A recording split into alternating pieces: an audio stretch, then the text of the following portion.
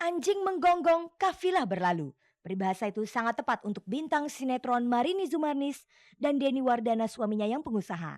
Seperti apapun isu menghantam, keduanya masa bodoh, tetap berpegangan tangan dan mempererat ikatan kasih.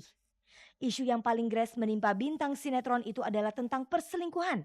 Adalah Ricky Subagja pebulu tangkis nasional yang disebut-sebut menjadi pil alias pria idaman lain Marini. Baik.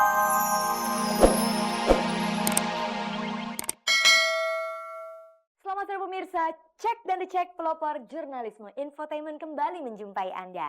Seperti biasa selama kurang lebih 30 menit ke depan saya Fani Rahmasari akan menemani Anda mengupas sisi menarik kehidupan orang-orang terkenal di tanah air dan menyaksikan berbagai informasi aktual dan menarik dari dunia selebriti yang sudah disiapkan oleh tim liputan bergengsi ini. Sekarang langsung saja kita simak kilasan tayangannya. Farhad Abbas meminta maaf kepada Cutke ke CS karena telah menuduh mereka menyelewengkan dana bantuan kemanusiaan untuk Aceh. Marini Zumarnis dan suaminya Denny Wardana bercerita tentang keharmonisan rumah tangga mereka.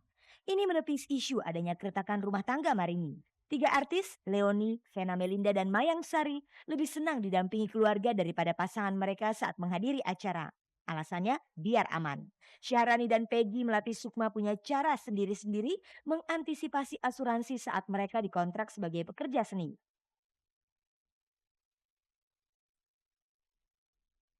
Pengacara Farhad Abbas meminta maaf kepada sejumlah artis yang tergabung dalam Posko Artis Peduli Aceh.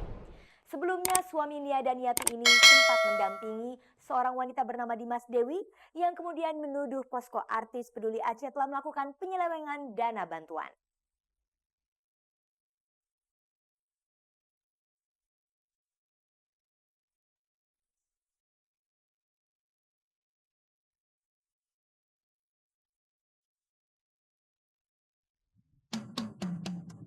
Damai itu indah. Makanya konflik yang sempat mencuat antara Farhad Abbas dan kawan-kawan versus Cut Keke dan kawan-kawan akhirnya selesai setelah kemarin Farhad, pengacara yang juga suami penyanyi Nia Daniati itu, meminta maaf kepada Cut Keke dan kawan-kawan di sebuah kafe di Bilangan Kemang, Jakarta Selatan.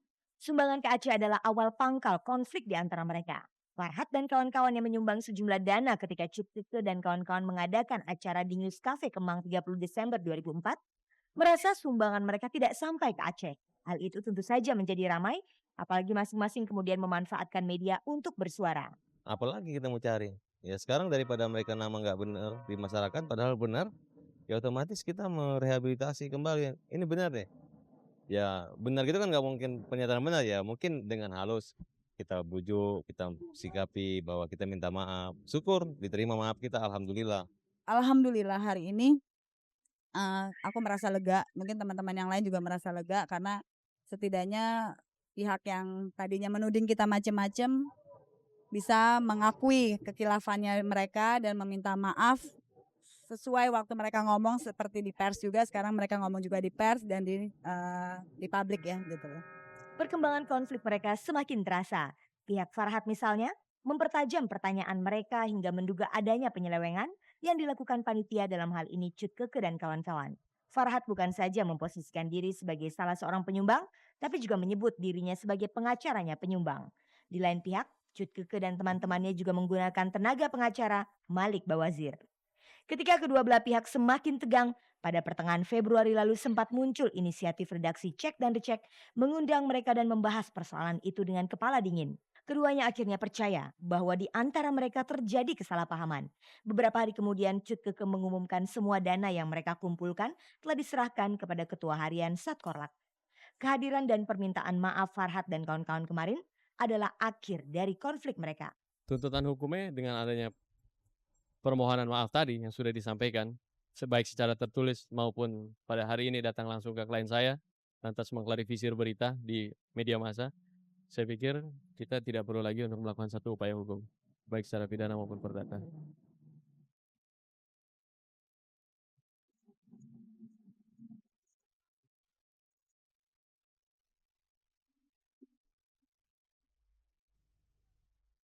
Simak perbincangan dengan Marini Zumarnis dan suaminya yang belakangan ditimpa gosip tak sedap.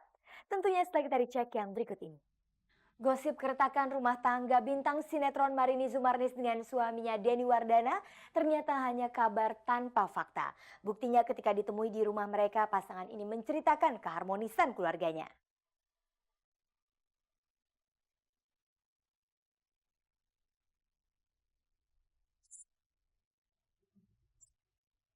Anjing menggonggong, kafilah berlalu.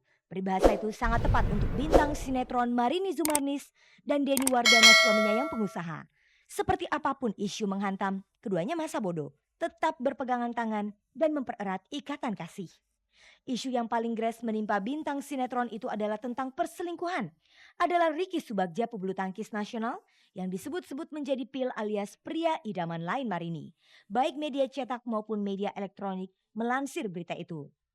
Yang namanya juga gosip. Kalau kita sih sebenarnya ya itu karena rasa percaya kita, sama-sama saling percaya, sama-sama saling pengertian, sama-sama berkomunikasi. Jadi kan kita tahu apa yang dilakukan dan, dikerjakan gitu. Jadi kalau misalnya ada gosip, ya kita paling cuman ketawa aja gitu. Terus ya yang penting kita mah berdoa sama yang di atas aja, habis mau diapain.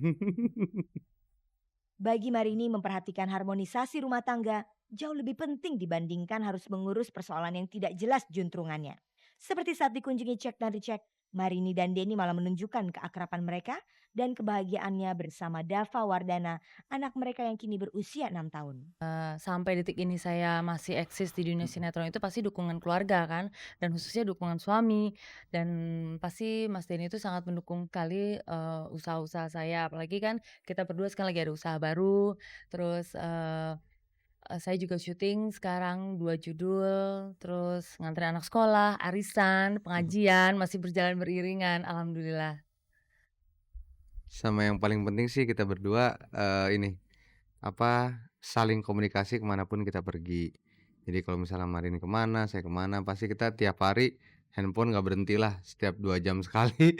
Sejak terjun ke dunia layar kaca, pemeran Ibu Peri dalam sinetron Bidadari ini mengaku masalah terbesarnya adalah hilangnya banyak waktu yang seharusnya ia berikan kepada keluarga. Iya sih, kayaknya kan sekarang pernikahan udah 7 tahun gitu ya, kayak misalnya waktu Sabtu Minggu tuh wajib sekali, kita lakukan bersama-sama ya. Mhm. Terus kalau misalnya kayak nginep di hotel juga wajib, terus dalam setahun sekali tuh kita wajib, pergi keluar kota atau mungkin Liburan lah ya. liburan lah kalau misalnya ada tabungan lebih ya ke luar negeri gitu.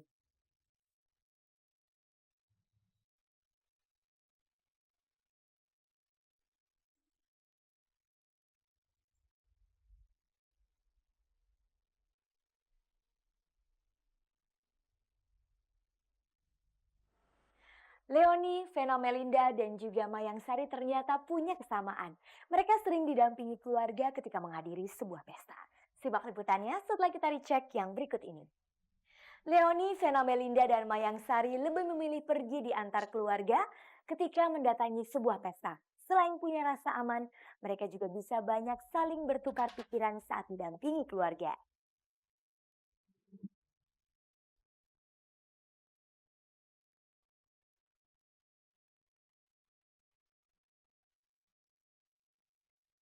Bermacam cara dilakukan selebriti guna menghindari dugaan atau tuduhan wartawan dalam setiap mengikuti kegiatan, termasuk ketika datang ke sebuah pesta. Beberapa dari mereka terbiasa datang dengan anggota keluarga. Dalam acara yang digelar sebuah tabloid ibu kota hari Rabu malam lalu di Planet Hollywood, Jakarta misalnya, Cek dan Dicek menemui Leoni yang datang dengan sang ayah Andi Hartanto, Vena Melinda bersama ibunda tercinta, serta Mayang Sari bersama adik merangkap manajernya Gita. Mereka menceritakan kenyamanan jalan bersama anggota keluarga dibandingkan teman atau pasangan.